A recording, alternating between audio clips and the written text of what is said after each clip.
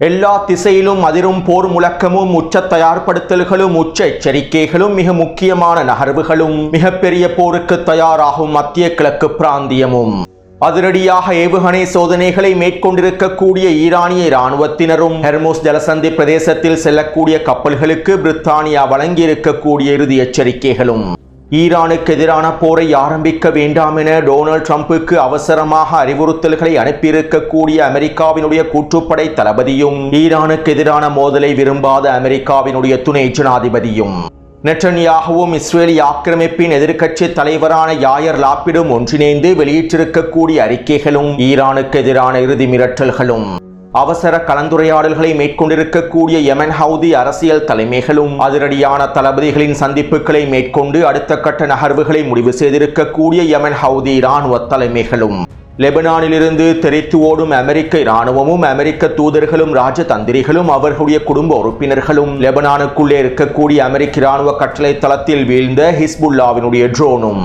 ஈராக்குக்கு எதிராக அவசர எச்சரிக்கைகளை வெளியிட்டிருக்கக்கூடிய அமெரிக்காவும் ஈராக்கிய அரசியல் தலைமைகளின் கலந்துரையாடல்களும் அடுத்த கட்ட அவசர முடிவுகளும்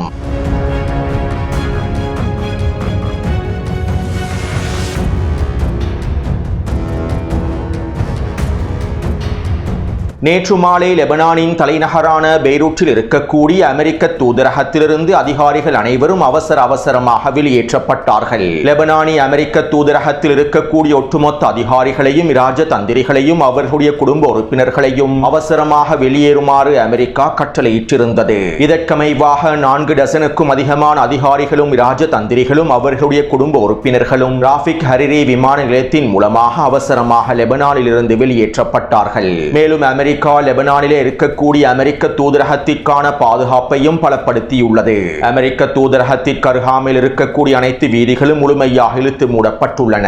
மேலும் லெபனானுக்குள்ளே இருக்கக்கூடிய அமெரிக்க குடியுரிமை பெற்றவர்கள் அவசரமாக லெபனானை விட்டு வெளியேறிவிட வேண்டும் என்றும் அமெரிக்கர்கள் யாரும் லெபனானுக்குள்ளே இருக்கக்கூடாது என்றும் அமெரிக்கா அதிரடியான அறிவிப்புகளை வெளியிட்டது. மேலும் லெபனானுக்கான பயணத்தடையை 4ஆம் கட்டத்திற்கு உயர்த்தியது. ஒரு நாட்டிற்கான பயணத்தடையானது 4ஆம் கட்டத்திற்கு உயர்த்த அது ஒரு ஆபத்தான குறியீடாகும். யாரும் குறித்த நாட்டிற்கு செல்லக்கூடாது என்பதற்காகவே 4ஆம் கட்ட பயண தடை விதிக்கப்படுகின்றது. இதற்கமைவாகவே அமெரிக்கா லெபனானுக்கு எதிரான 4ஆம் கட்ட பயண தடைகளை விதித்துள்ளது.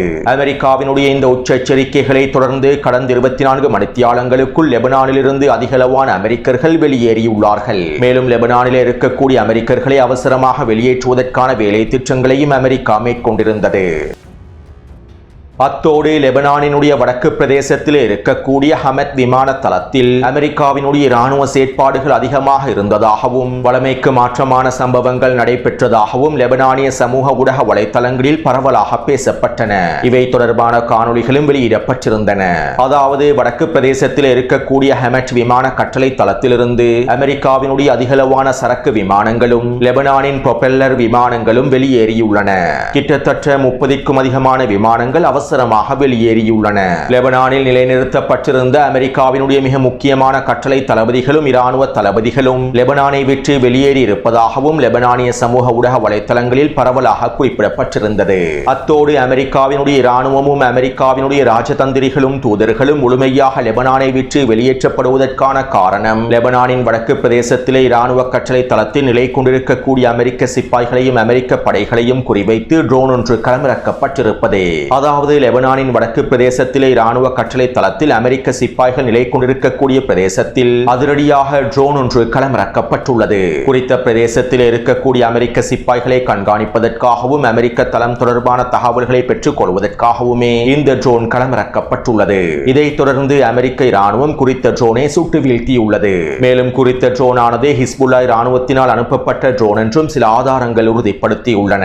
அது மட்டுமல்லாமல் கடந்த 3 தினங்களாக அமெரிக்காவினுடைய தூதரக அதிகாரிகளை ஹிஸ்புல்லாவினுடைய உளவு பிரிவினர் முழுமையாக கண்காணித்து வந்ததாகவும் அமெரிக்க தூதர்களையும் அமெரிக்க தூதரகத்தில் பணிபுரியக்கூடியவர்களையும் முழுமையாக கண்காணித்து அவர்களை நோட்டமிட்டு வந்ததாகவும் ஈரானுக்கு எதிரான தாக்குதல்கள் ஆரம்பிக்கப்பட்டதும் ஹிஸ்புல்லா இராணுவத்தினர் லெபனானுக்குள் இருக்கக்கூடிய அமெரிக்க இராணுவ கட்டளை தளங்களையும் அமெரிக்க தூதரகத்தையும் அமெரிக்க தூதரக அதிகாரிகளையும் இன்னும் மிக முக்கியமான நலன்களையும் இலக்கு வைத்து தாக்குதல்களை மேற்கொள்வதற்கு திட்டமிட்டிருப்பதாகவும் இவை தொடர்பான உளவு தகவல்கள் கிடைக்கப் பெற்றிருப்பதனாலும் அமெரிக்கா அவசர அவசரமாக லெபனானிலிருந்து வெளியேறுவதற்கான முடிவுகளை எடுத்திருப்பதாகவே தெரிவிக்கப்படுகின்றது. லெபனானிய ஊடகங்களும் இந்த தகவல்களையே வெளியிட்டிருந்தன. ஈரானுக்கு எதிரான தாக்குதலின் போது ஹிஸ்புல்லா லெபனானுக்குள்ளே இருக்கக்கூடிய ஒட்டுமொத்த அமெரிக்க நலன்களுக்கு எதிராகவும் தாக்குதல்களை மேற்கொள்ள திட்டமிட்டிருப்பதாகவும் இந்த தாக்குதல்களினால் அமெரிக்காவினுடைய நலன்களுக்கு மிகப்பெரிய இழப்புகள் ஏற்படுத்தப்படலாம் என்பதனாலுமே அவசரமாக லெபனானுக்குள் இருந்து அமெரிக்கா அனைத்தையும் முழுமையாக வெளியேற்றி வருகின்றது என லெபனானினுடைய ஊடகங்களும் குறிப்பிட்டுள்ளன. அத்தோடு லெபனானிய களத்திலே இந்த உச்ச பதற்றங்களுக்கு மத்தியில் ஹிஸ்புல்லா இராணுவத்தினர் சயீத் ஹசன் நஸ்ருல்லா அவர்கள் தொடர்பான காணொளிகளையும் வெளியிட்டிருந்தார்கள். நேற்றைய தினம் சயீத் ஹசன் நஸ்ருல்லா அவர்கள் அடக்கம் செய்யப்பட்டு ஒரு வருடம் பூர்த்தியாகியுள்ளது. மேலும் இதை முன்னிட்டு இந்த காணொளிகள் வெளியிடப்பட்டிருப்பதாக தெரிவிக்கப்பட்டது. இருப்பினும் லெபனானுக்குள்ளே நடைபெற்ற சம்பவங்களுக்கு மத்தியில் ஹிஸ்புல்லா இராணுவத்தினரும் சயீத் ஹசன் நஸ்ருல்லா அவர்கள் தொடர்பான காணொளி ஒன்றை வெளியிட்டிருப்பது அடுத்த கட்ட விரிவாக்கத்தை எடுத்து காட்டுவதாகவும் லெபனானிய ஆய்வாளர்கள் தெரிவித்துள்ளார்கள். சயீத் ஹசன் நஸ்ருல்லா அவர்கள் படுகொலை செய்யப்பட்டதற்கான பதிலடி தாக்குதல்களை ஹிஸ்புல்லா இராணுவத்தினர் இன்னும் இஸ்ரேலிய ஆக்கிரமிப்புக்கு முழுமையாக வழங்கவில்லை. மேலும் ஹிஸ்புல்லா இராணுவத்தினர் ட்ரோன்களை அமெரிக்க இராணுவ கட்டளை தளத்தை நோக்கியும் நகர்த்தியுள்ளார்கள். கடந்த ஒரு வாரமாக ஹிஸ்புல்லாவினுடைய கட்டளை தளபதிகள் அதிகளவான ரகசிய கூட்டங்களை நடத்தி வருகின்றார்கள். மேலும் ஏவுகணை தளங்களின் இடமாற்றங்களும் மேற்கொள்ளப்பட்டுள்ளன. ஹிஸ்புல்லாவினுடைய உள்கட்டமைப்பில் பல கலந்துரையாடல்களும் விசேட அமர்வுகளும் நடைபெற்றுள்ளன. ஈரானுக்கு எதிரான தாக்குதல்கள் ஆரம்பிக்கப்பட்டதும் லெபனானுக்குள்ளே அமெரிக்க நலன்களுக்கு எதிராகவும் இஸ்ரேலிய ஆக்கிரமிப்புக்கு எதிராகவும் தாக்குதல்களை மேற்கொள்வதற்கு ஹிஸ்புல்லாவினுடைய தயார்படுத்தல்கள் உச்சளவை அடைந்திருந்தன. எனவே இப்படியான நிலைமையில் ஹிஸ்புல்லா இராணுவத்தினர் நினைவு தினத்திற்காக மாத்திரம் இந்த காணொலியை வெளியிடவில்லை. அடுத்த கட்ட போருக்கான பழிவாங்கலுக்கான அழைப்பையே இந்த காணொலியின் மூலமாக வெளியிட்டுள்ளார்கள் என லெபனானினுடைய சில ஆய்வாளர்கள் கருத்துக்களை வெளியிட்டுள்ளார்கள். அடுத்து நேற்று மாலை ஈராக்கில் இருக்கக்கூடிய அமெரிக்க தூதரகம் ஈராக்கிய அரசாங்கத்திற்கு எதிராக இறுதி எச்சரிக்கைகளையும் மிரட்டல்களையும் வெளியிட்டிருந்தது. ஈராக்கினுடைய பிரதமராக நூரி மாலிகி தெரிவு செய்யப்பட்டால் ஈராக்குக்கும் அமெரிக்காவுக்கும் இடையிலான உறவுகள் சிதைந்துவிடும். மேலும் நூரி மாலிகி பிரதமர் பதவியில் அமர்த்தப்படுவதனை அமெரிக்கா ஒருபொழுதும் விரும்பவில்லை. ஈராக்கிய பிரதமராக நூரி மாலிகி தெரிவு செய்யப்படக்கூடாது. மேலும் நூரி மாலிகி அவசரமாக பிரதமர் பதவியில் தெரிவு செய்யப்பட்டிருப்பதற்கான ஆவணத்திலிருந்து வாபஸ் பெற வேண்டும். அவர் உடனடியாக வாபஸ் பெறுவதாக அறிவிக்க வேண்டும் என ஈராக்கில் இருக்கக்கூடிய அமெரிக்க தூதரகம் ஈராக்கிய அரசாங்கத்திற்கு எதிரான ஈராக்கிய அரசியல் கட்சிகளுக்கு எதிரான இறுதி மிரட்டல்களை வெளியிட்டிருந்தது. இதைத் தொடர்ந்து நூரி மாலிகி அவர்கள் இவ்வாறு தெரிவித்தார். யாருக்கு நாங்கள் வாக்களிக்க வேண்டும், யாருக்கு நாங்கள் வாக்களிக்க கூடாது என்பதனை இன்னும் ஒருவர் எங்களுக்கு கூறக்கூடாது. அவர்களுக்கு இதற்கான எந்தவிதமான உரிமையும் இல்லை. ஈராக்கிய உள் விவகாரங்களில் தலையிடுவதற்கு யாருக்கும் அனுமதி கிடையாது. மேலும் நான் ஒரு பொழுதும் பின்வாங்க போவதில்லை. பிரதமர் பதவிக்கான தெரிவில் இருந்து நான் ஒரு பொழுதும் பின்வாங்க போவதில்லை. என்னுடைய நிலைப்பாட்டில் நான் உறுதியாகவே இருக்கின்றேன். மேலும் எந்த ஒரு அச்சுறுத்தல்களுக்கும் அழுத்தங்களுக்கும் நாங்கள் அடிபணிய போவதில்லை என ஈராக்கினுடைய பிரதமர் பதவிக்காக தெரிவு செய்யப்பட்டிருக்கக்கூடிய நூரி மாலிகி அவர்கள் தெரிவித்துள்ளார்.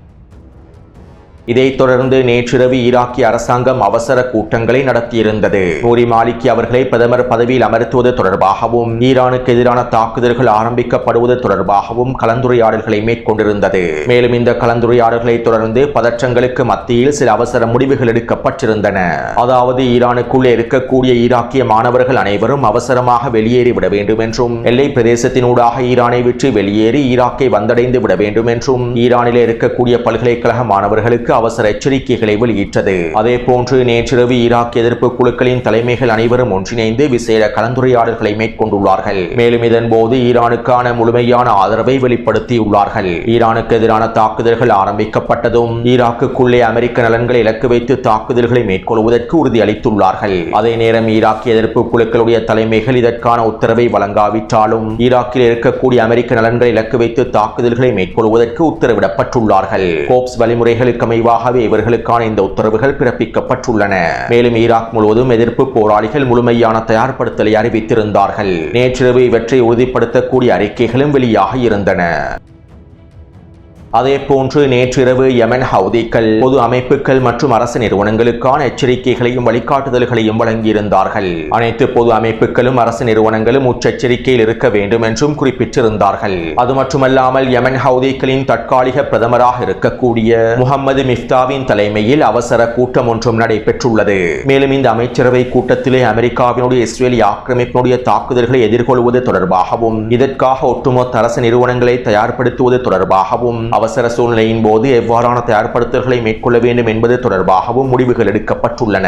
அதேபோன்று யெமன் ஹவுதிகளுடைய இராணுவ தலைமை அதிகாரிகளும் தளபதிகளும் ஒன்றிணைந்து விசேட அமர்வு ஒன்றை நேற்றிரவு நடத்தியுள்ளார்கள். அமெரிக்காவுக்கும் இஸ்ரேலிய ஆக்கிரமிப்புக்கும் எதிராக அதிரடியான தாக்குதல்களை மேற்கொள்வது தொடர்பாகவும் செங்கடல் பிரதேசத்தினை முழுமையாக இழுத்து மூடுவது தொடர்பாகவும் யெமனிடம் இருக்கக்கூடிய நீண்ட தூர பாலிஸ்டிக் ஏவுகணைகளையும் அதிநவீன ட்ரோன்களையும் முழுமையாக களமிறக்குவது தொடர்பாகவும் முடிவுகள் எடுக்கப்பட்டுள்ளன. மேலும் அமெரிக்காவினுடைய போர்க்கப்பல்களை செங்கடல் பிரதேசத்தில் நாங்கள் முழுமையாக மூழ்கடிப்போம் என்றும் அமெரிக்காவுக்கும் இஸ்ரேலிய ஆக்கிரமிப்புக்கும் உச்ச பதிலடிகளை வழங்குவோம் என்றும் யெமன் ஹவுதி இராணுவத்தினுடைய தலைமைகளும் அறிவித்துள்ளார்கள். அத்தோடு நேற்றிரவு சவுதி அரேபியாவினுடைய உளவு விமானங்கள் யெமன் ஹவுதிகளின் தயார்படுத்தல்கள் தொடர்பாக கண்காணிப்பதற்காக களமிறக்கப்பட்டிருந்தன. சவுதி மற்றும் யெமன் எல்லை பிரதேசத்திலேயே குறித்த உளவு விமானங்கள் களமிறக்கப்பட்டு யெமன் ஹவுதிகள் தொடர்பான உளவு தகவல்களை பெற்றுக்கொள்ள முயற்சி செய்திருப்பதாக தெரிவிக்கப்படுகின்றது. அதாவது ஈரானுக்கு எதிரான தாக்குதலுக்கு பின்பு யெமன் ஹவுதிகள் அமெரிக்காவுக்கு எதிராகவும் இஸ்ரேலிய ஆக்கிரமிப்புக்கு எதிராகவும் போரை ஆரம்பிப்பார்கள். இந்த சந்தர்ப்பத்திலே சவுதி அரேபியாவின் கூட்டுப்படைகளை பயன்படுத்தி யெமன் ஹவுதிகளுக்கு எதிராக தரைவழி தாக்குதல்களை மேற்கொள்வதற்கும் அடிமை சவுதி அரேபியா திட்டமிட்டு வருகின்றது. இந்த சந்தர்ப்பத்திலே யெமன் ஹவுதிகளுக்கு எதிராக தரைவழி தாக்குதல்களை மேற்கொண்டால் யெமன் ஹவுதிகளுக்கு கீழால் இருக்கக்கூடிய பிரதேசங்களை முழுமையாக கைப்பற்றிவிட முடியும் என்று அடிமை சவுதி அரேபிய தலைவர்கள் திட்டமிட்டுள்ளார்கள். இதற்கமைவாகவே தற்போது இருக்கக்கூடிய பதற்றமான சூழ்நிலைகளுக்கு மத்தியில் யெமன் ஹவுதிகளை முழுமையாக கண்காணிப்பதற்காக சவுதி அரேபியா அதனுடைய ட்ரோன்களையும் களமிறக்கியுள்ளது.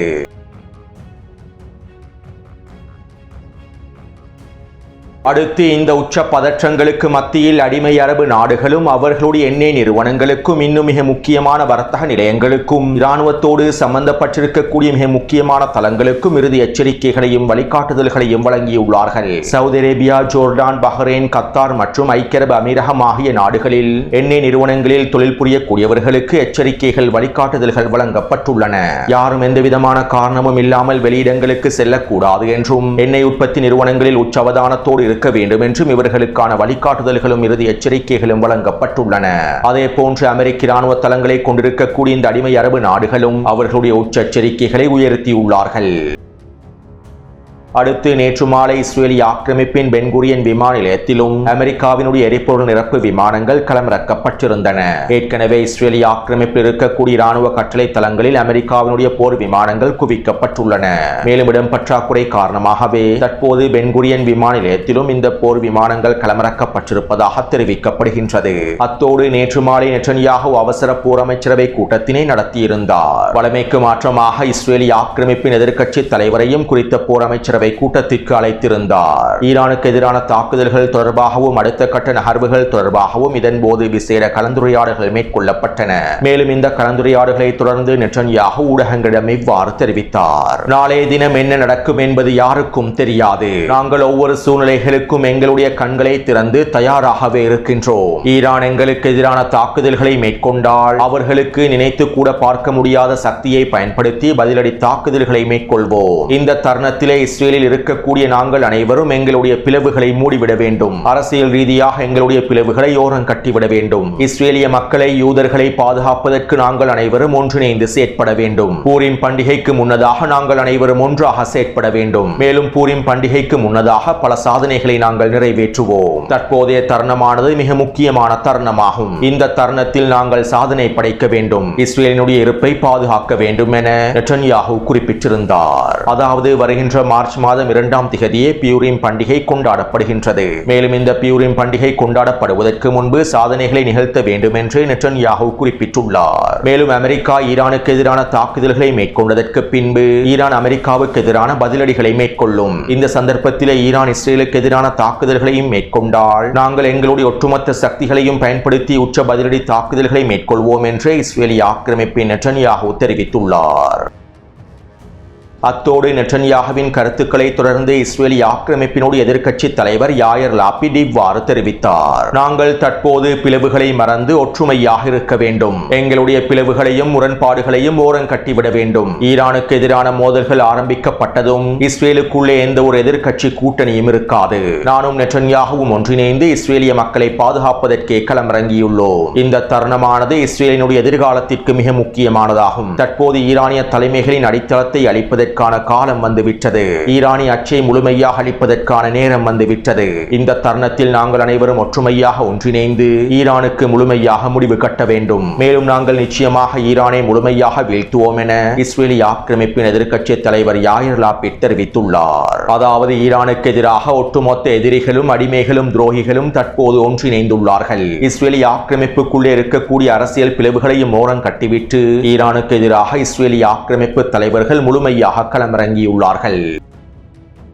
அத்தோடு அமெரிக்க வெளியுறவுத்துறை அமைச்சர் மார்க்கோ ரூபியோ வருகின்ற சனிக்கிழமை இஸ்ரேலிய ஆக்கிரமிப்புக்கு விஜயம் செய்வதாக அறிவித்திருந்தார். இருப்பினும் நேற்று மாலை இஸ்ரேலிய ஆக்கிரமிப்புக்கான இவருடைய விஜயம் ஒத்திவைக்கப்பட்டது. அத்தோடு ஈரானுக்கு எதிரான தாக்குதல்களை மேற்கொள்வதற்கான அனைத்து தயார்படுத்தல்களையும் நாங்கள் முழுமையாக முடித்து விட்டோம் என நேற்று மாலை அமெரிக்க இராணுவம் அறிவித்தது. இஸ்ரேலிய ஆக்கிரமிப்பு ஊடகங்களும் அமெரிக்க ஊடகங்களும் இந்த தகவல்களை வெளியிட்டிருந்தன.